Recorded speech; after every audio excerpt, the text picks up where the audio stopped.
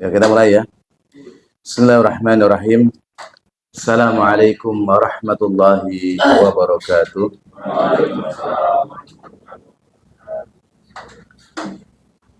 Innal hamdalillah nahmaduhu wa nasta'inuhu wa nastaghfiruh wa natubu ilaih wa na'udzu billahi min syururi anfusina wa min sayyiati a'malina.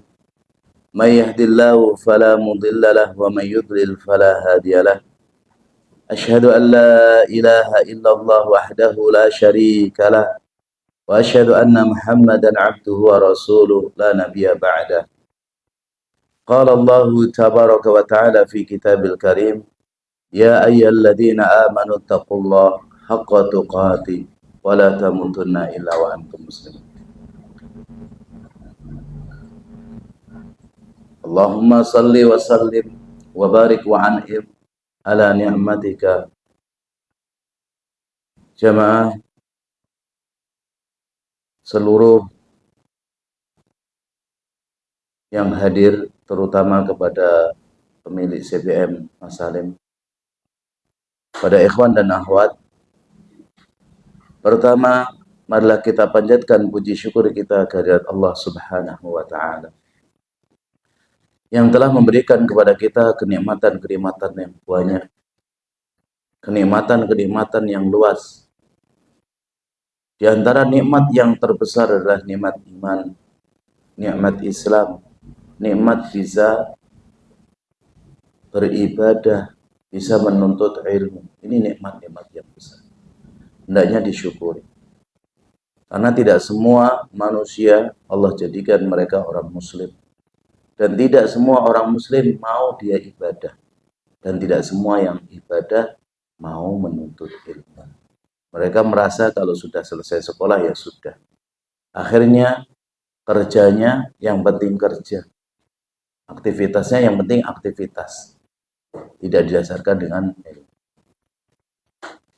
Dan kita bersyukur pada Allah Subhanahu wa Ta'ala, sekarang kita diberikan kesempatan berada di bulan haram, yaitu Dzulqa'dah. Allah Subhanahu wa Ta'ala menciptakan bulan dalam setahun itu ada 12. Dan 4 itu adalah bulan-bulan haram. 3 berturut-turut, Dzulqa'dah, Dzulhijjah, dan Al-Muharram. Dan yang 1 di antara Jumada dan Sya'ban, yaitu bulan Rajab. Banyak orang memuliakan Dzulhijjah, banyak orang memuliakan Al-Muharram dan bulan Rajab, tapi banyak yang lupa bahasanya Dzulqa'dah juga bulan Muharram, ya kan? Sekarang kalau antum ditanya bulan Dzulqa'dah punya keutamaan, punya. Yang pertama, dia masuk Ashhurum Ma'lum, Ashhur, Arba'atu Ashhur, bulan-bulan yang Muharram, Arba'atu Ashhur yang Muharram itu adalah bulan Dzulqa'dah. Bahkan disebut pertama kali oleh Nabi, Dzulqa'dah, Dzulhijjah, Al-Muharram, baru Rajab. Yang kedua, ternyata bulan Dzulqa'dah ini masuk bulan haji, Ashhurum Ma'lumat. Bulan haji bulan apa saja? Haji itu kapan saja? Syawal, Dzulqa'dah, Dzulhijjah, 10 awal. Dan bulan Dzulqa'dah ini, ya sebagaimana bulan haram lainnya, amalan yang dikerjakan seorang hamba itu berlipat-lipat pahalanya. Tapi dosa dan maksiat yang dilakukan juga berlipat-lipat. Makanya Allah mengatakan, "Wala tadzlumu fihinna anfusakum." Jangan kalian berbuat zalim di dalamnya. Jadi hati-hati ya. Kita amalan soleh dilipat gandakan, ternyata amalan jelek, nonton jelek, denger jelek, ngomong jelek, itu juga berlipat-lipat dosa. Khusus di bulan-bulan haram. Dzulqa'dah dulu dikatakan Dzulqa'dah karena orang-orang itu duduk-duduk nggak perang, nggak melakukan peperangan di bulan Dzulqa'dah. Dan selanjutnya, ikhwan, ya, insyaallah kita akan mempelajari ya kitab ini, Ahadisul Akhlaq, yang dikarang oleh Syekh Abdul Razak. Karena Mas Salim minta pakai kitab, saya bingung mau kitab apa, mau kitab akidah, mau fikih, mau kitab manhaj, mau kitab tafsir, mau kitab yang lain. Saya lihat ini karena ada yang sudah menyampaikan tentang masalah akidah, hubungan hamba dengan Allah, maka ini cocok, yaitu kitab akhlak, hubungan kita dengan sesama. Insyaallah saling melengkapi. Kemudian salawat dan salam semoga tercurahkan kepada Nabi kita yang mulia Nabi Muhammad sallallahu alaihi wasallam, kepada keluarga beliau, sahabat-sahabat beliau dan seluruh kaum muslimin yang senantiasa mengikuti beliau dengan baik sampai hari kiamat. Di sini ya, kitab yang ditulis oleh Syekh Abdul Razak ini awalnya adalah muhadharah di bulan Ramadan. Biar kita tahu, kita baca sedikit muqaddimah beliau di halaman yang kelima. Al-Muqaddimatu. Kata beliau, Alhamdulillahi Rabbil Alamin. Wa asyhadu an la ilaha illallah wahdahu la syarikalah. Wa asyhadu anna Muhammadan abduhu wa rasuluh. Sallallahu wa sallam alaihi wa ala alihi wa sahbihi ajma'in. Kemudian beliau mengatakan, amma ba'du. Setelah itu, fahadihi silsilatun nafi'atun fi ahadisil akhlaq. Ini adalah silsilah, mata rantai yang bermanfaat dalam pembahasan hadis-hadis tentang akhlak. Qaddamtuha fi halaqatin yaumiyatin khilali syahri Ramadan al-mubarak li'amin 1441. Ini adalah sebuah kajian harian yang aku adakan dulu di bulan Ramadan tahun 1441 Hijriah. Sudah berapa tahun? 4 tahun. Sekarang kan berapa? 45. Ya, berarti sudah 4 tahun yang lalu. Beliau ini produktif menulis buku. Ya, beliau putra dari Syekh siapa? Abdul Muhsin bin Abbad Al-Badr. Bapaknya ulama besar di Masjid Nabawi yang umurnya sekarang 90 tahunan. Tapi daya ingatnya kuat. Kalau ditanya rawi ini, dia mengatakan rawi ini hadatsana fulan kuat sampai sekarang, insyaallah. Alim. Ya. Fi qanatis sunnah an-nabawiyah, di dalam qanat an-nabawiyah ya. Waqad laqitu bi fadlillahi qabulan ladil mustami'in. Dan alhamdulillah beliau mendapati kitab ini diterima oleh orang-orang yang dengar. Mau dia aliran apa, mau dia kelompok mana, nerima dengan kitab ini karena bagus ya. Wa raghibal katsir fi tabaatiha wa nashri li tanawwil ifadati minha. Dan banyak orang yang dicetak, disebarkan karena memang banyak manfaatnya. Nah, sampai situ saja yang saya baca ya. Dan di sini nanti insyaallah kita akan bahas ya per bab ya. Tapi beliau langsung menyebutkan nomor 1 husnul khuluq. Kita baca langsung ya. Kalau antum ada kitabnya bagus. Antum baru tidak bisa bahasa Arab, mau dengerin, lihatin saya baca, lama-lama terbiasa. Nas'alullaha azza wa jalla. Kita memohon kepada Allah azza wa jalla an yamunna alaina bil adabil karim. Agar Allah memberikan karunia kepada kita dengan adab yang mulia. Wal khuluqul qawim alladhi huwa hadyu qudwatina wa uswatina nabiyina Muhammadin sallallahu alaihi wasallam. Dan agar Allah memberikan kepada kita akhlak yang lurus, yang mana itu adalah petunjuk teladan kita, petunjuk qudwah kita, yaitu Nabi kita yang mulia Nabi Muhammad sallallahu alaihi wasallam. Kenapa kita mempelajari akidah ini? Ini kalau saya baca semuanya, satu bab bisa 2-3 pertemuan, bahkan bisa 4. Tapi saya nanti ambil poin-poin penting. Ya, kenapa kita harus mempelajari akhlak? Dan kita mengerti tentang akhlak karena para ulama menjelaskan, dan di antara Syekh Abdul Razak ini, di antara urgensi akhlak mulia yang pertama, Allah Subhanahu wa taala memuji, bahkan bersumpah di dalam Al-Qur'an tentang mulianya akhlak Rasulullah sallallahu alaihi wasallam. Perhatikan di dalam surat Al-Qalam. Nun wal qalami wa ma yasturun. Kemudian di situ dilanjutkan ma anta bi ni'mati rabbika bimajnun. Terus kemudian Allah mengatakan wa innaka la'ala khuluqin. Dan sesungguhnya engkau Muhammad benar-benar sungguh ya berada di atas akhlak yang agung. Dan itu tidak pernah satupun seorang nabi yang jumlahnya 1.200-an atau 120 ribuan atau para rasul yang jumlahnya 300-an lebih yang dipuji sebagaimana Nabi Muhammad Shallallahu Alaihi Wasallam. Ya, beliau dipuji di dalam surat Al-Qalam ayat keempat. Oleh karena itu kita memohon kepada Allah agar Allah memberikan kita, memudahkan kita bisa mencontoh Rasulullah Shallallahu Alaihi Wasallam. Ini mau dibaca semua enggak masalah? Hah? Enggak ramu-ramu enggak apa-apa. Serius ya. Kata beliau, innal khuluqa wal adaba unwanu falahil mar'i wa sa'adati fid dunya wal akhirah. Sesungguhnya akhlak dan adab, saya tanya dulu. Kayaknya saya pernah nyinggung di sini. Ada yang tahu bedanya akhlak sama adab? Adab-adab Islami, akhlak-akhlak Islami. Kalau antum tidak bisa menjelaskan, contohnya aja perbedaan adab sama akhlak. Contohnya adab apa, akhlak apa? Adab apa contohnya? Hormat sama orang tua. Adab makan, adab ini, adab itu. Bisa dipelajari? Bisa. Kalau akhlak contohnya? Bingung Mas ya? Ternyata masih banyak. Mungkin Mas yang pakai peci belakang. Apa bedanya adab sama akhlak? Wallah. Masya Allah bagus jawabannya. Jadi kalau adab itu sesuatu aturan yang bisa dipelajari oleh muslim dan non muslim. Tapi kalau akhlak itu hanya bisa orang muslim. Karena akhlak itu dia muncul dari keimanan. Seperti apa?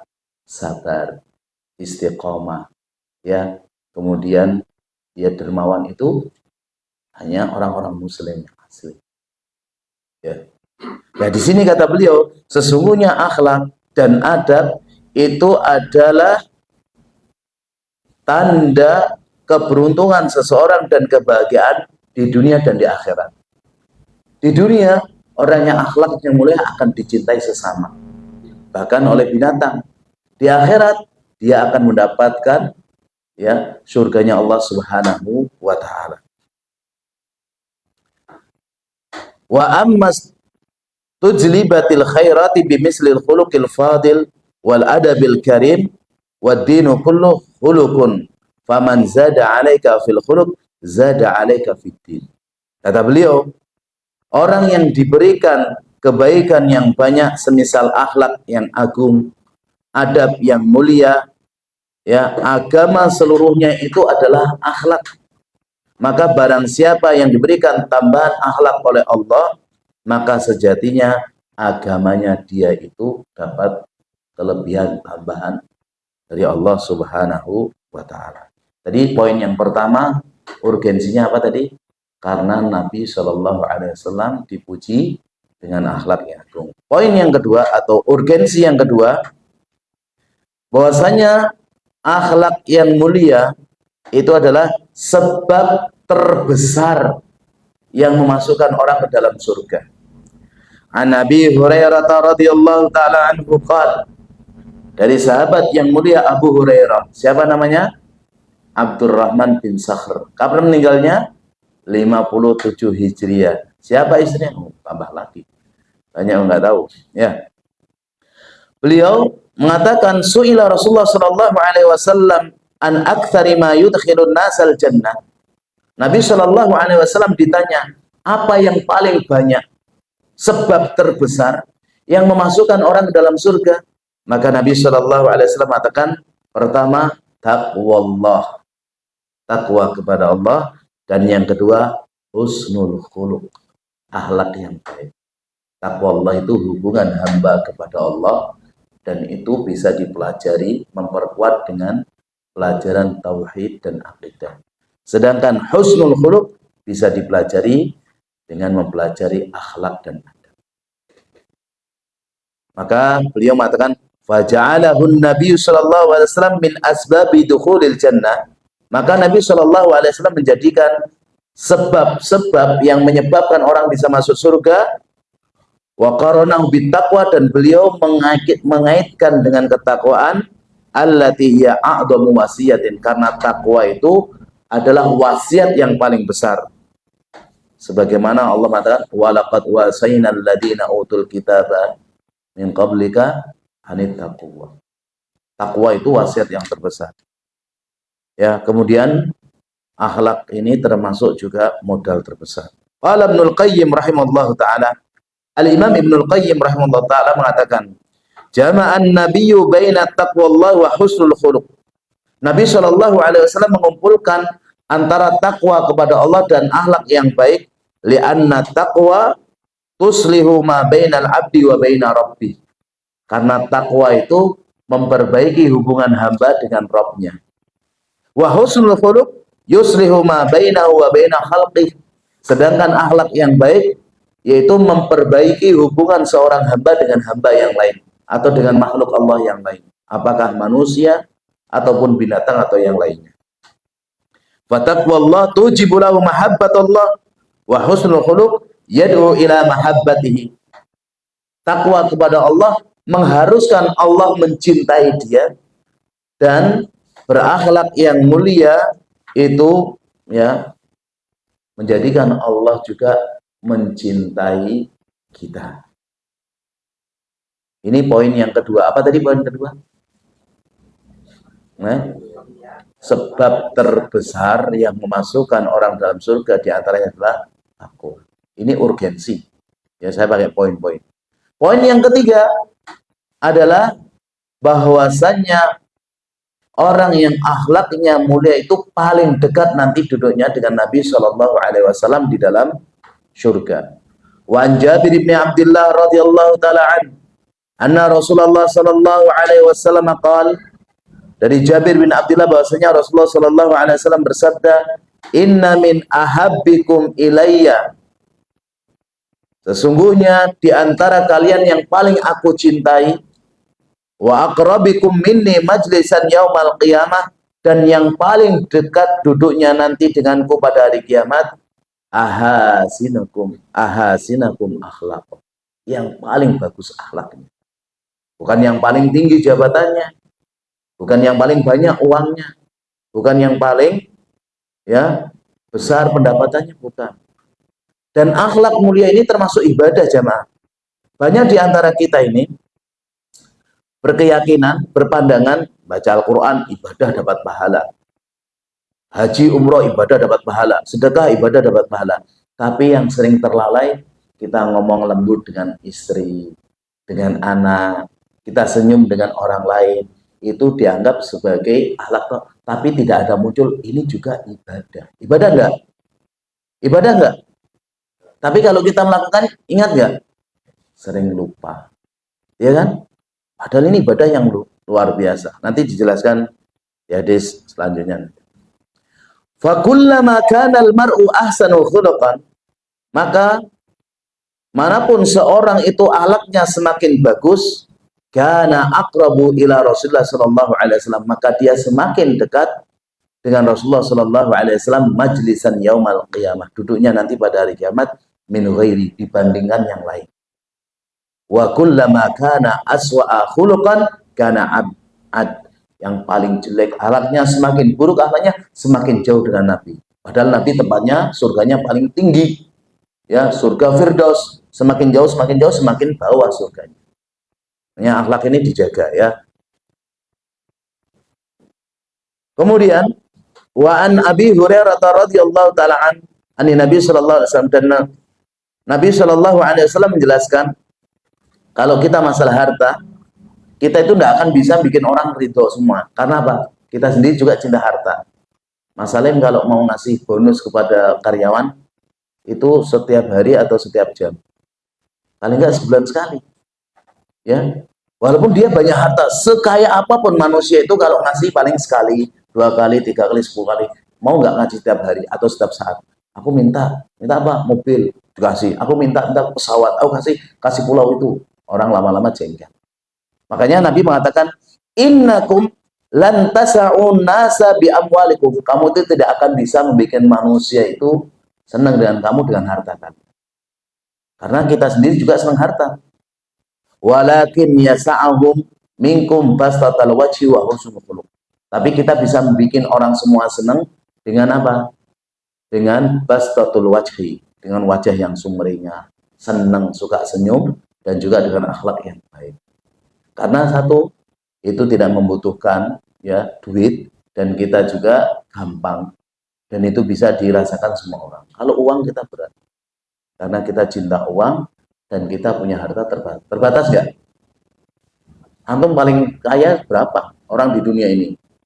Kalau orang pertama datang minta 1.000, 2.000 bisa, 100.000 bisa, sejuta bisa, 10 juta bisa. Kalau saya minta pulau Indonesia semuanya, dia mikir, ya kan? Ya makanya dengan akhlak yang mulia ini bisa. Kalau antum senyum terus seharian bisa kan? Senyum, terutama pas hati kita senang, lebih gampang, lebih mudah. Makanya benar apa yang dikatakan Nabi Sallallahu Alaihi Wasallam. Makanya ya kita berusaha seperti itu. Kata beliau Syekh Abdul Razak, la yumkinukum antasa'un. Kamu tuh tidak bisa, nggak mungkin bagimu bisa menyenangkan semua orang. Bi amwalikum dengan harta kalian. Atau wa badlan, kamu kasih atau kamu pinjemin, ya. Maka surat amalukum, meskipun hartamu paling banyak. Orang terkaya di Indonesia siapa? Orang terkaya di Indonesia siapa? Anggaplah fulan. Dia suka ngasih orang nggak? Enggak, kalau bisa koruptor lagi. Kalau bisa, ya kan? Karena orang cinta dengan harta. Tapi kalau Nabi, kasihkan semuanya. Tapi Nabi hartanya pun terbatas. Karena yang maha kaya cuma satu, Allah. Nabi itu kalau dapat ghanimah, kasihkan semuanya.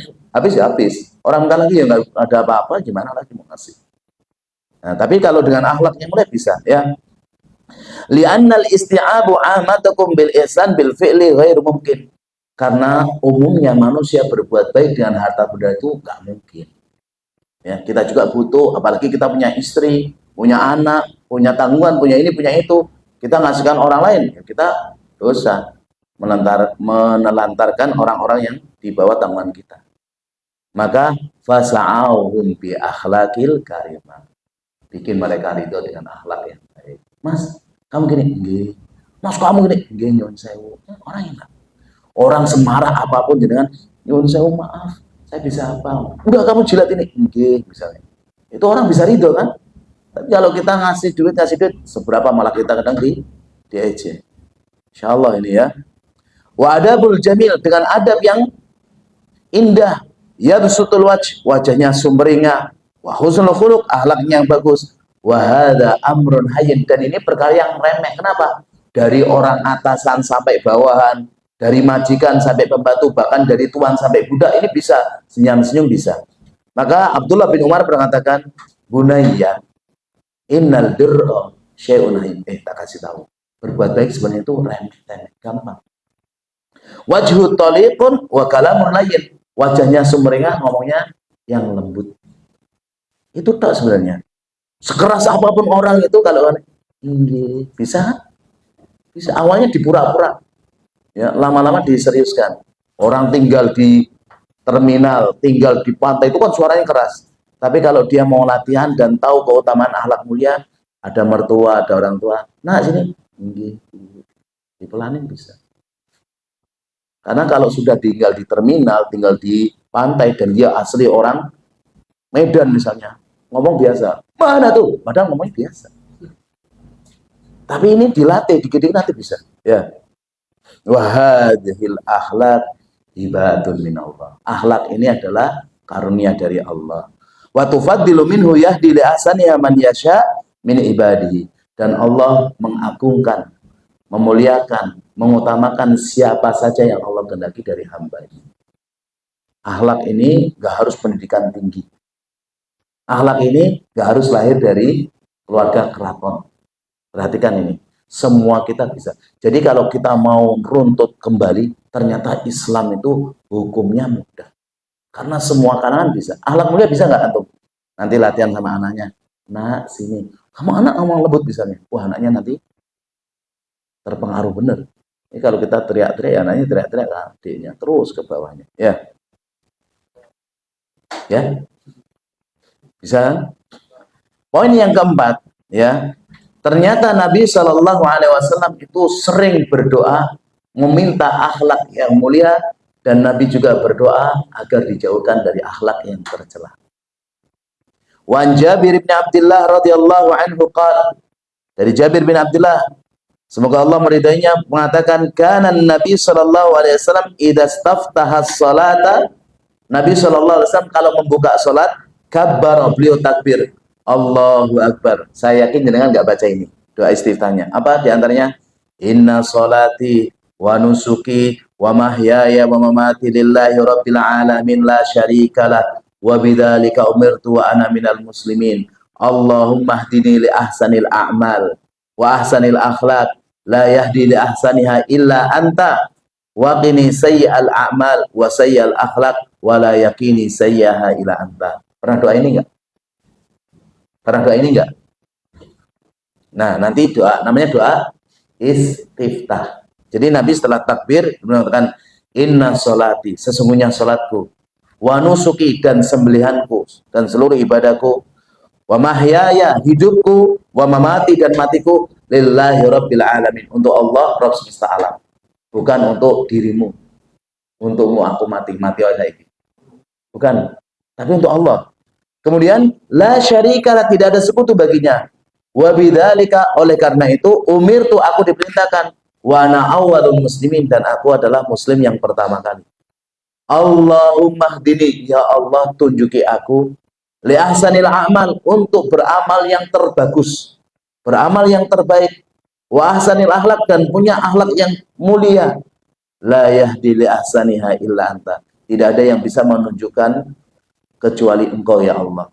Wa qini sayyal amal, dan jauhkan aku dari amal-amal yang jelek, wa sayyal akhlak, dan akhlak-akhlak yang rendahan, yang jelek, wala yaqi sayyaha illa anta, dan tidak ada yang menjauhkan kejelekan tadi kecuali engkau. Hafal nggak ini? Bisa? Gampang. Atau nanti tak kirimkan, bulan depan saya setoran gitu ya. Bisa sebulan, masa nggak bisa? Yang tadi sudah hafal kan? Ya apa? Inna sholati sudah hafal kan? Tinggal sedikit ini. Ya. Dan Nabi berlindung dari akhlak yang jelek, seperti doanya, Allahumma inni a'udzubika min munkaratil akhlak. Ya Allah, aku berlindung kepadamu dari akhlak-akhlak yang buruk, wal a'mal, dan amal-amal yang buruk, wal ahwa, dan hawa nafsu, keinginan yang buruk.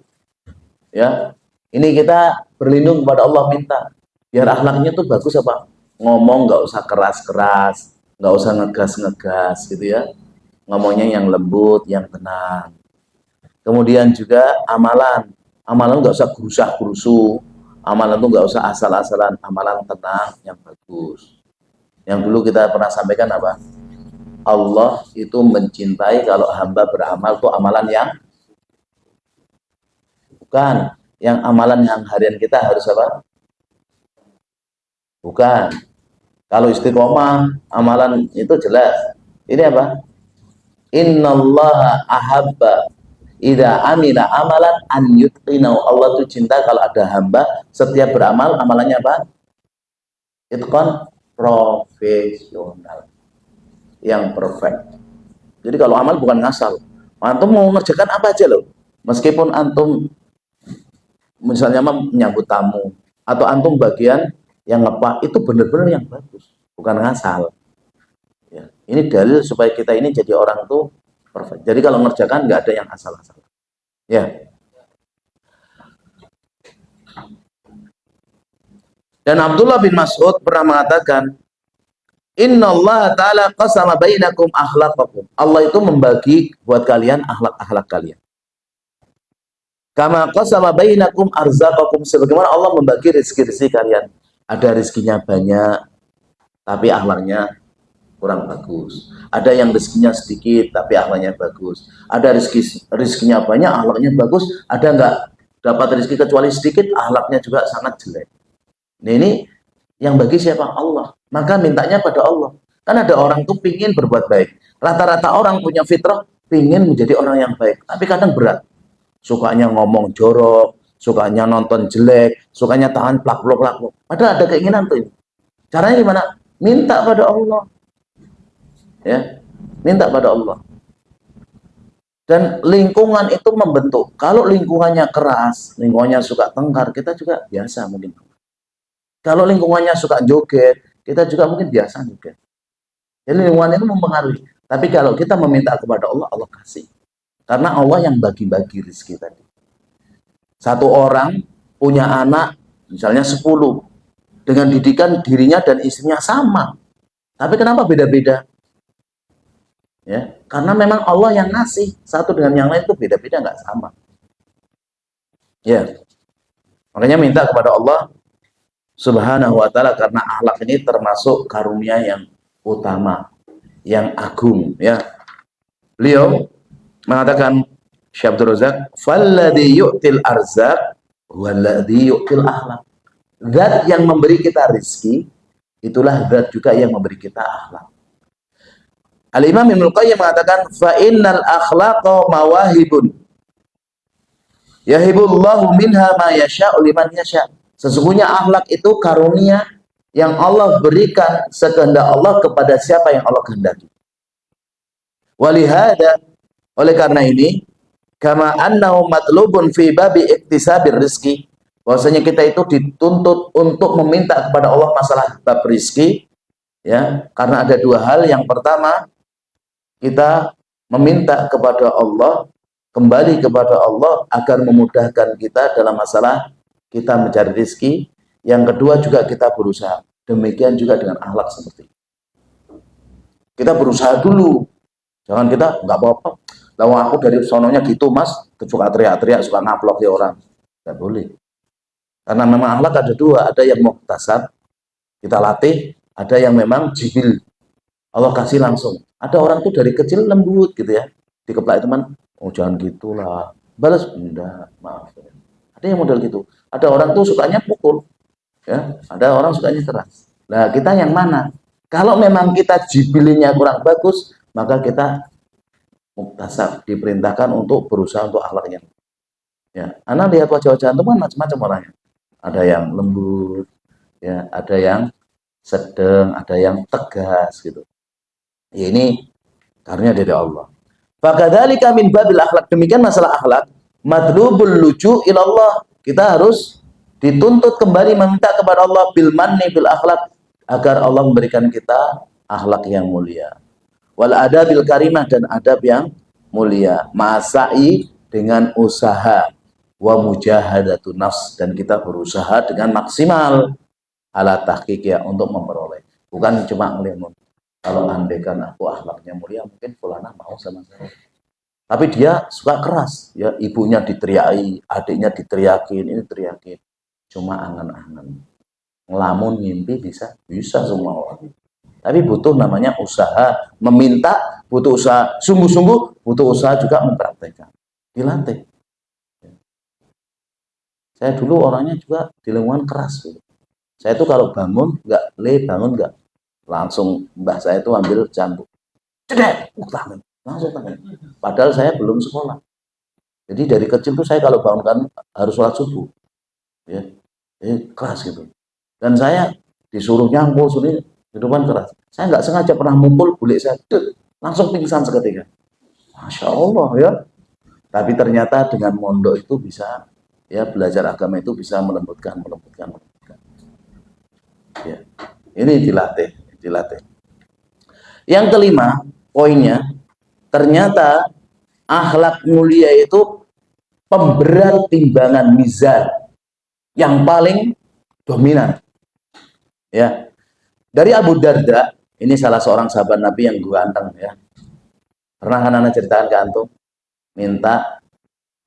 Diminta oleh Salman Al-Farisi untuk melamar Ummu Darda. Ya tahu kan? Abu Darda ini ganteng, ya, masih bujang. Disuruh nemeni Salman Al-Farisi, orang Pers, wajahnya beda dengan orang Arab. Suruh nemeni untuk melamar Ummu Darda. Ummu Darda dengan tegas, kalau yang lamar yang antar itu aku mau. Kalau kamu enggak, aku enggak mau. Dan Salman enggak jengkelan. Ya sudah, harta yang tak siapkan, kendaraan buat kamu semua. Kamu lamar dia, nikahin. Antum bisa marah. Ini luar biasa ya. Abu Darda namanya Uwaimir. Ya. Ani Nabi Shallallahu Alaihi Wasallam, dari Nabi Shallallahu Alaihi Wasallam dia mengatakan, Nabi Shallallahu Alaihi Wasallam mengatakan, ma min syai'in athqalu fil mizani min husnil khuluq. Tidak ada sesuatu yang lebih bisa memberatkan timbangan dibandingkan akhlak yang mulia. Diriwayatkan Imam Abu Dawud dan juga Imam Tirmidzi dengan lafaz ma min syai'in yudau fil mizan, tidak ada sesuatu yang diletakkan dalam timbangan amal nanti kita waktu hari kiamat, asqalu min husnil khuluq, lebih berat dibandingkan akhlak yang mulia. Wa inna sahiba husnil khuluq, karena orang yang dia akhlaknya baik, akhlaknya mulia, la yablughu bihi darajatas saim, atau dalam riwayat sahibus shaum was shalat. Dalam riwayat kan sahibus shaum was shalat, dalam riwayat darajatas saim al-qaim. Orang yang akhlaknya mulia, meskipun dia cuma ngerjakan yang wajib toh, sholat cuma 5 waktu, nggak pakai sholat sunnah belas, puasa cuma Ramadan, nggak ada puasa Syawal, nggak ada puasa Senin Kemis, cuma yang wajib toh, tapi akhlaknya benar-benar mulia, maka pahalanya orang yang sholat malam semalam suntuk tiap hari sampai 60 tahun kalah dengan dia. Orang yang puasa dawuh terus tiap hari kalah dengan dia. Tapi kebanyakan kita nggak gitu. Apa kebanyakan kita? Malas ibadah sunnah, akhlaknya juga jelek. Ini yang susah. Tapi biasanya kalau orang akhlaknya mulia, dia juga semangat untuk beramal sunnah. Kita lihat orang yang akhlaknya mulia, ternyata sholat malamnya, Insya Allah. Ternyata puasanya, subhanallah. Ternyata amal-amal yang lain luar biasa. Ya, jadi kalau kita tidak bisa untuk amal-amal yang sunnah itu maksimal, setidaknya akhlak kita benar-benar dimaksimalkan. Bahkan kalau ada orang yang akhlaknya mulia, ya, dengan orang yang akhlaknya nggak mulia, yang misalnya dia cuma rajin sholat malam, rajin puasa, ini bahkan yang akhlaknya nggak mulia bisa nggak dapat apa-apa sama sekali. Pernah kan dikatakan, ya Rasulullah, inna fulana, ini mbak-mbak perhatikan, diadukan kepada Rasulullah, ya Rasulullah, sesungguhnya fulana itu jago sholat malam, kalau sholat itu luar biasa, 2-3 jam kuat, dan dia kalau siang hari puasanya luar biasa, tapi wa fi lisaniha syai', tapi kalau ngomong nyakiti, Masya Allah ayune, tapi kayak barongan. Dia kalau ngomongnya nyakiti, Masya Allah mobilnya baru, suaminya itu dari ngerampok di mana atau korupsi di mana, pokoknya nyakiti. Kata sahabat, ini gimana ya Rasulullah, pahalanya gimana? Kata Nabi, la syai', gak dianggap. Hiya fil jannah, hiya fil nar, kata Nabi. Nanti dia di dalam neraka. Hati-hati ya lisannya. Nanti kita bahas juga tentang bahayanya lisan, tentang masalah akhlak ini. Jadi akhlak mulia ini luar biasa, bisa mengalahkan orang-orang yang ahli ibadah, ya, ahli ibadah sholat, ahli ibadah puasa. Apalagi kalau dia sudah akhlaknya mulia, ahli ibadah luar biasa. Wahada fihi isbatu mizanil amal. Hadis ini menjelaskan kepada kita, faedahnya adalah menetapkan adanya timbangan nanti di akhirat. Timbangannya juga satu persatu loh mas. Jadi kita misalnya Mas Salim dulu ditimbang, yang lainnya nunggu sampai selesai. Ini timbang satu-satu. Yang ditimbang apa? Amal dan jasa. Ditimbang semua. Ada orang yang gendut, ya, obesitas misalnya, satu orang itu bobotnya 300 kilo. Ternyata makludik, ringan sekali. Tapi ada orang yang kurus seperti Barok. Ya, saudaranya Anas siapa namanya? Barok atau siapa? Saudaranya Anas? Amin. Saudara Anas bin Malik siapa namanya? Bukan Barok bin Azib. Ya, yang kurus sekali. Ya, waktu itu mau diangkat untuk dilemparkan masuk ke mana? Masuk ke gerbang bentengnya musuh, ketawa sahabat, ketawa-ketawa. Kenapa? Kok kurus sekali. Jadi namanya betis itu seperti apa? Seperti tangan saking kurusnya. Kata Nabi SAW, andaikan betisnya ditimbang dengan gunung Uhud, lebih berat betisnya. Karena apa? Sholat malamnya kuat sekali. Ya, ada orang yang kurus keren deh, tapi ditimbang begitu berat. Kenapa? Ibadah akhlaknya luar biasa. Ini ditetapkan oleh Rasulullah SAW adanya timbangan nanti. Alladzi yunsibu yaumal qiyamah, yang nanti untuk menimbang kita pada hari kiamat.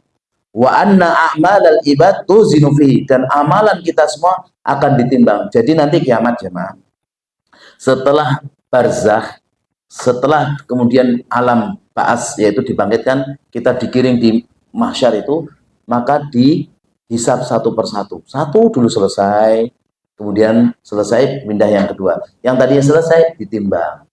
Ditimbang selesai, kemudian diarat. Selesai, waktunya lama. Kita nggak tahu di mahsyar itu berapa puluh ribu juta tahun. Lama sekali. Hanya siapkan dari sekarang. Kalau mau berbuat maksiat, berbuat dosa, ya nggak sanggup di padang mahsyar kalau tanpa ya perhatian Allah. Yang paling susah itu kalau sudah Allah nggak memperhatikan, nggak peduli, nggak ngajak bicara, diakhirkan, apa nggak rib? Susah. Ulang kita antrian, misalnya kita mau daftar kerja, 5-10 orang itu ngantri misalnya 1 jam, males ya. Nah, ini satu orangnya berapa? 1000 tahun bisa jadi. Bisa jadi apa? 1000 tahun. Bahkan kalau kita lihat miqdaru khamsina alfasana perharinya, satu orang kan satu hari kan. Nah, dihitung semuanya. Kamu di detik ini berbuat maksiat ya. Iya. Kemudian kamu tobat lagi. Kamu maksiat lagi. Itu semuanya disampaikan. Ya itu banyak, berat sekali. Tapi kalau misalnya antum tidur, kamu cuma tidur ya. Tidur kan cuma tidur, ternyata berjam-jam. Tapi kalau tidur tuh iman-iman kan. Dan kita per detiknya kita ya, bukan per harinya, tapi per detiknya ditanya. Ya apa enggak ngaku, ya apa enggak ngaku. Dan semuanya ngaku.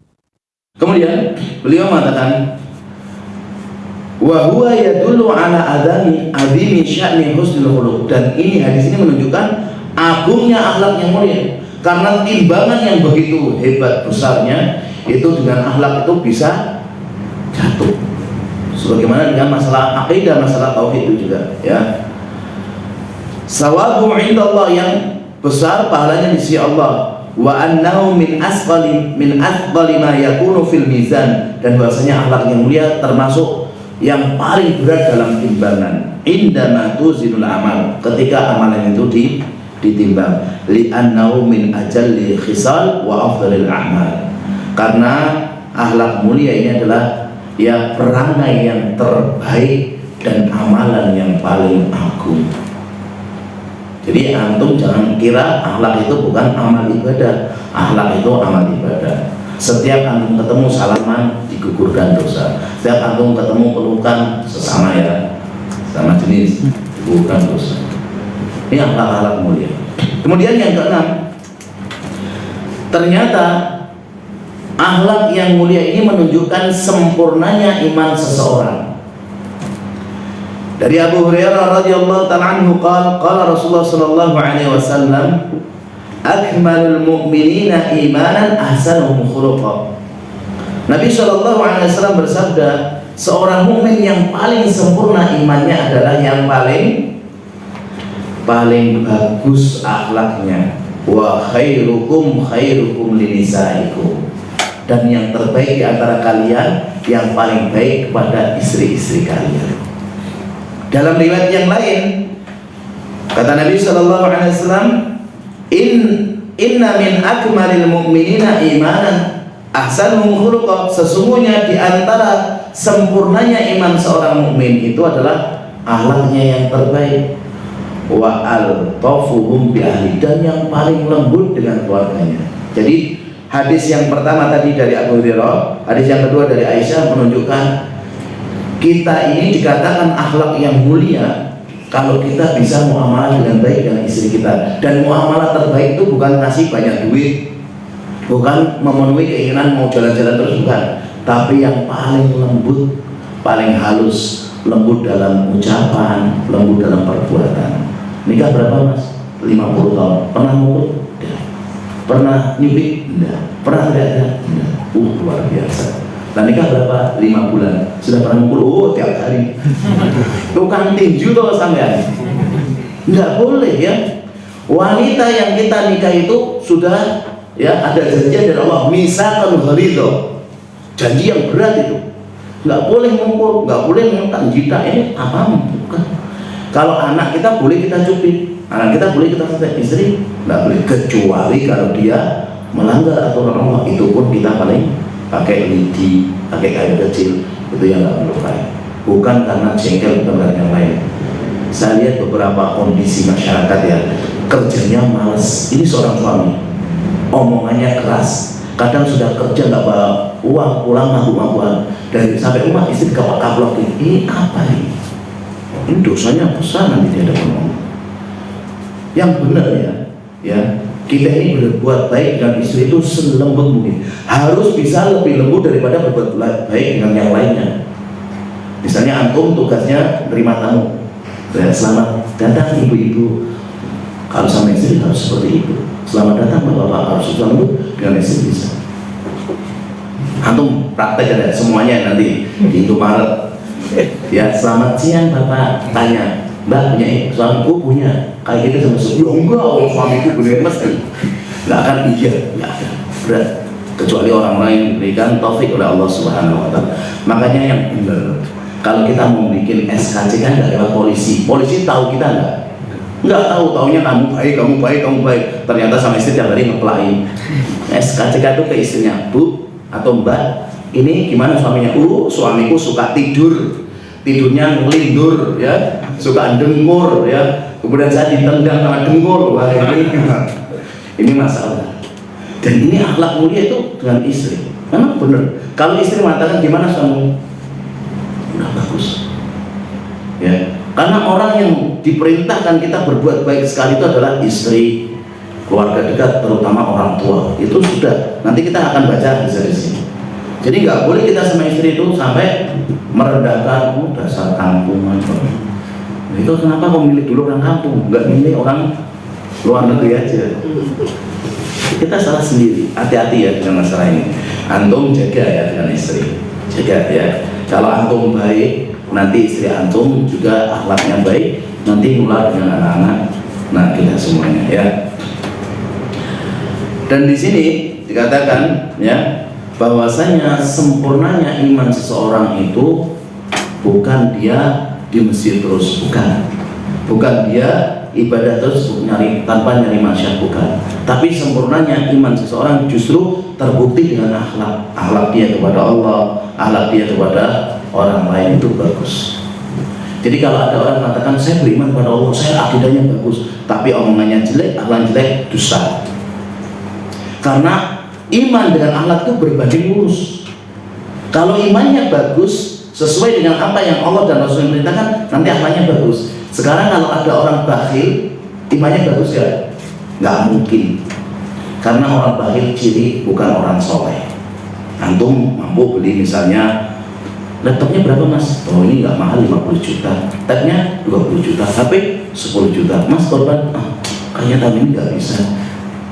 Bakhil, padahal dia mampu, maka dia imannya bermasalah. Dia eman bukan iman.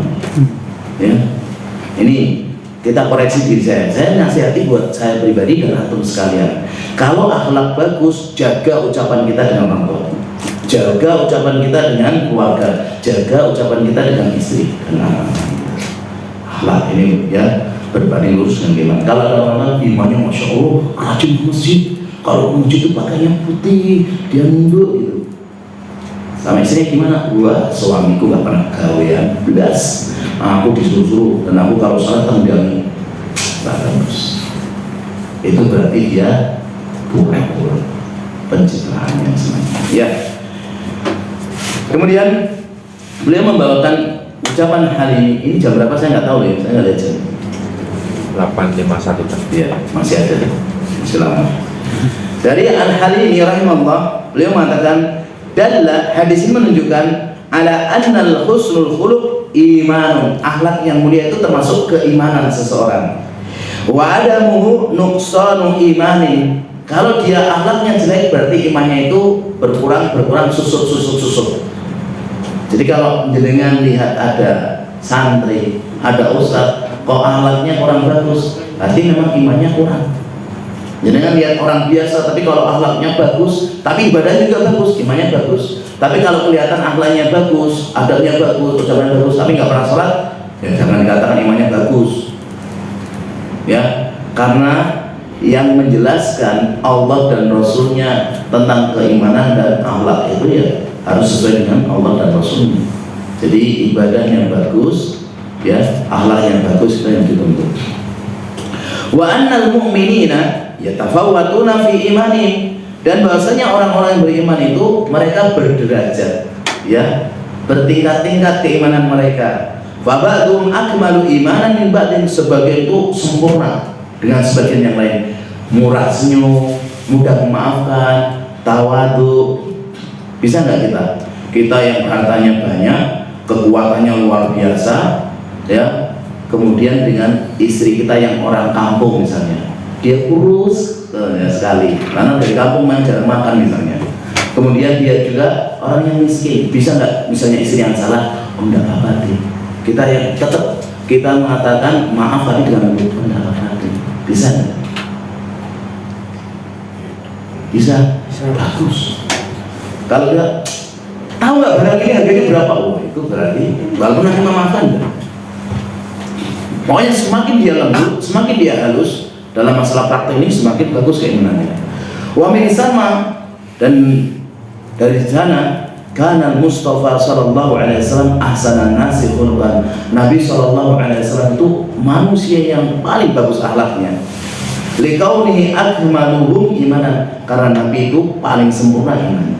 Nabi itu sudah umur ya 60 lebih, ya 60-an, ya kan, mendekati usia wafatnya beliau. Istrinya banyak, nganter Aisyah, istri yang paling muda. Ya Humairah, udah selesai? Belum. Ya udah selesai? Belum. Nabi nggak teriak, nggak marah-marah. Namanya anak kecil kan, Aisyah waktu masih kecil. Nabi meninggal, Aisyah baru umurnya 18 tahun. Berarti sekitar Aisyah umur 15 tahun. Udah selesai belum? Belum. Udah selesai? Belum. Sabar. Nggak marah. Bahkan disebutkan ya, Anas Malik itu menyebutkan Nabi itu nggak pernah. Kenapa kamu lakukan itu? Nggak pernah. Kenapa kamu nggak lakukan itu? Nggak pernah. 10 tahun pembantu, ya, nggak pernah diteriakin itu. Masalahnya nggak pernah kan? Nggak pernah. Ya bagus. Itu halnya mulia. Tapi memang dilatih sama. Kalau kita memang dulu salah, keliru, jadi kadang orang itu ya itu omongannya mungkin bisa lembut karena memang dia orang Solo Raya. Berbeda dengan orang-orang yang Allah kasih suara keras, tapi kadang nyelekit. Pinter, warna. Kayak gitu kita omongnya pelan, pinter man. Ini kita om pisau. Nah ini nyakiti ya, nggak masuk. Ya, jadi lembut dalam ucapan, halus dalam ucapan, pelan dalam ucapan. Bukan pelan suaranya cuma nyakiti sekali. Masya Allah ini dukun. Ngomongnya kita pelan, tapi nyakiti. Ini tidak masuk ya. Ya, wa khiyarukum linisaikum, dan yang terbaik di antara kalian itu yang paling baik buat istri-istri kalian. Man yu'amiluhunna bisabr. Pertama, muamalah dengan istri sabar. Istri keliru nggak boleh dimarah-marahi, nggak boleh di bahasanya kalau kepala dijunggung gini, nggak gini. Dasar istrinya sopo. Wa nuqsani aqlihim, dan kita tahu bahasanya istri itu adalah orang yang sangat kurang akalnya dan juga yang sangat kurang agamanya. Wanita itu kan pasti haid dan nifas kalau masa produktif, ya. Di situ menunjukkan kurang masalah agama, nggak bisa sempurna. Kalau ada anak umur 15 tahun perempuan atau yang sudah balik lah 20 tahun, alhamdulillah saya Ramadan kemarin full 30 hari puasa. Orang kaget semua kan, ini wanita jadi-jadian apa sih? Karena nggak ada wanita yang kalau nggak haid, ya pasti akan ada 1-2 hari setidaknya, yang seringnya 7-8 hari, ya.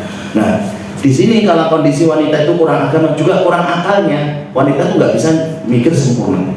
Meskipun kita punya di kelas dulu atau di bangku kuliah, itu ada anak perempuan cerdas, tapi cerdas asli milik laki-laki. Kenapa? Karena Allah mengutus para nabi dan rasul, tidak ada satupun dari kalangan wanita. Laki yang mulia banyak, yang sempurna banyak, yang wanita cuma berapa? 5.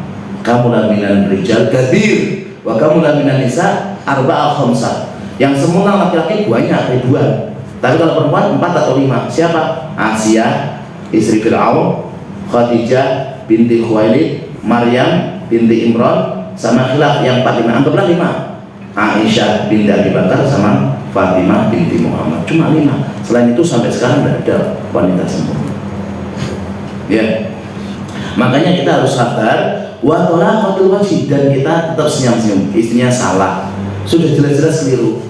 Ya, bayar uang misalnya uang air atau ada paketan harusnya ngasih cuma 5.000, dikeluarkan 100.000, nggak dikembalikan, sudah pergi. Ya kita pun nggak apa-apa, jawab nggak perlu marah-marah. Tahu mau nyari duit susah itu nggak perlu. Kan sudah terjadi sudah, nggak apa-apa nih. Ya mudah-mudahan nanti supaya sedekah. Iya sama itu. Besok beli lagi, ya jangan marah. Ya, wal ihsan dan berbuat baik. Tapi memang susah jangan.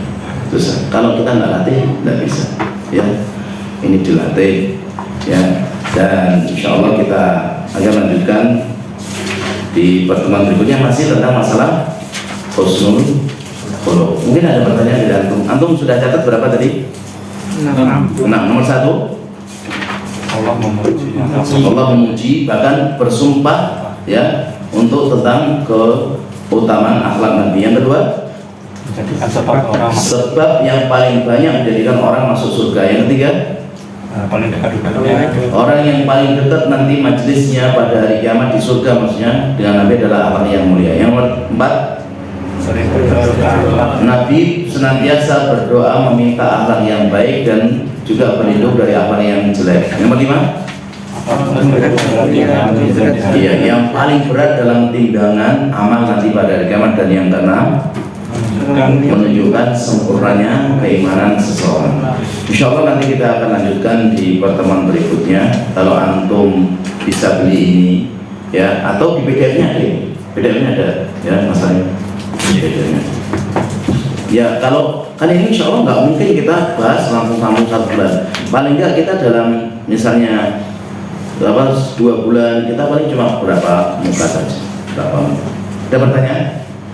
Ini dia, dijaga ya akhlak ya, dijaga akhlak kita, diperbaiki akhlak kita, senantiasa kita berdoa memohon kepada Allah.